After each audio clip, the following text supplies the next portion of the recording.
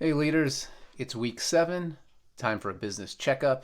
Each week we'll look at an operations issue or concept to understand how we can better apply it in our business to make more strategic and focused decisions.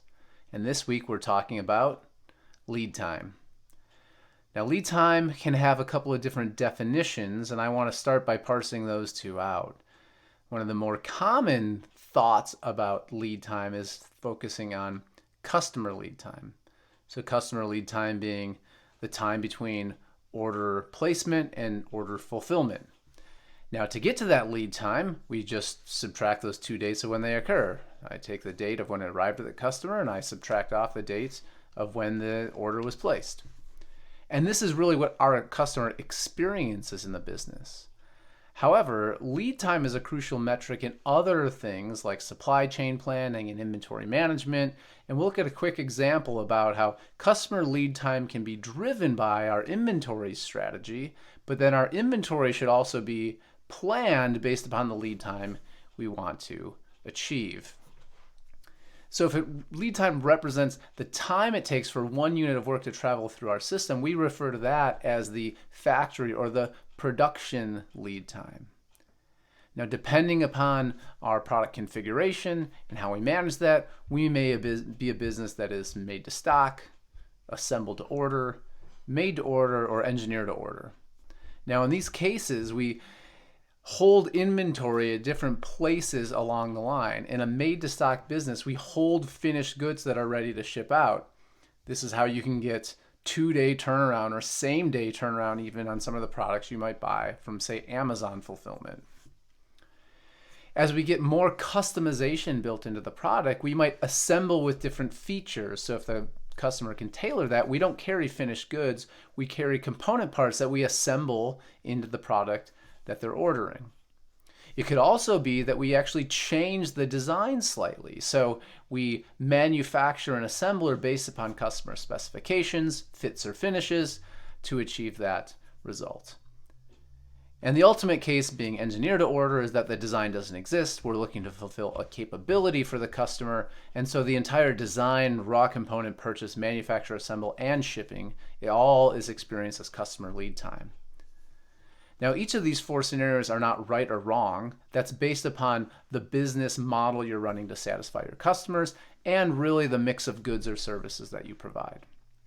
However, this customer experience lead time is different from what we refer to as the factory or production lead time. If we look back to the model at the different inventory carrying points that we have, and we assume that there is a certain level of demand on the system, that's orders placed by the customer, the amount of inventory that we carry at each step along the process needs to be burned down as we fulfill customer orders. And so if we look at a simple model where in our make to stock we're holding 200 raw material purchased goods, 200 manufactured components, and 500 completed assemblies, well then we can divide that by an average daily demand, let's say 25 units, to show that it'll take 8 days to move through the inventory that we're carrying of purchased components, 8 days of manufactured components, and 12 days of all of our finished goods.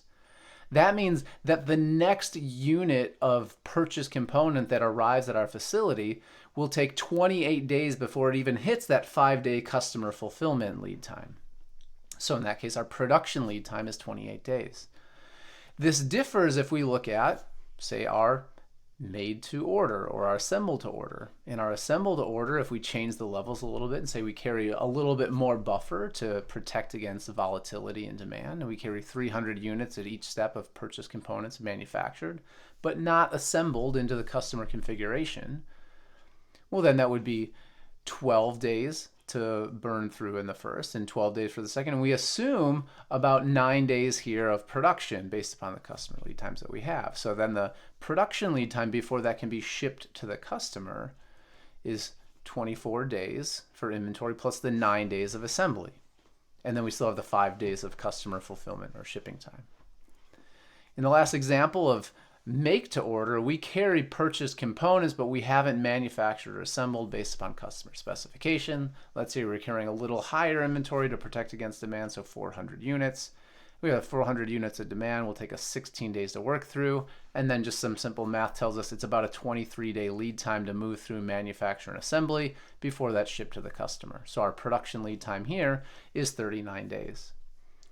And the engineering to order lead time, just for illustration here, if we take off the 5-day lead time across those 4 months that we expected, that's 178 days of total lead time. Now, understanding your lead time is important so that we can identify what amounts of inventory or where to carry inventory in our process. Although we often identify inventory as a form of waste, we should recognize that it does buffer between our different operations and insulate us against demand variations. However, carrying too much inventory doesn't allow us to react fast enough to the customer. So understanding our lead time helps us plan where and how much inventory to carry. Now, if we want to reduce inventory to make us more flexible, well, we need to work on optimizing our supply chain so that we have inbound components, so we're not carrying a lot of raw material or purchased goods. We can also work through things like value stream mapping and Kaizen to analyze the process and remove bottlenecks. You could put order quantities like Kanban sizes for fulfillment so that we're removing consistent sizes throughout that. And these are all strategies we can look at to stabilize or reduce the lead time that you have. But the first thing you need to do as a leader is understand that your product has a customer-facing lead time that they experience, but also inside the 4 walls of your plant, you have a production lead time that is driven by the strategy you have of where and how much inventory you're carrying in the process. Knowing where to focus for your improvements helps you as a leader improve less and get better results. We'll see you next month.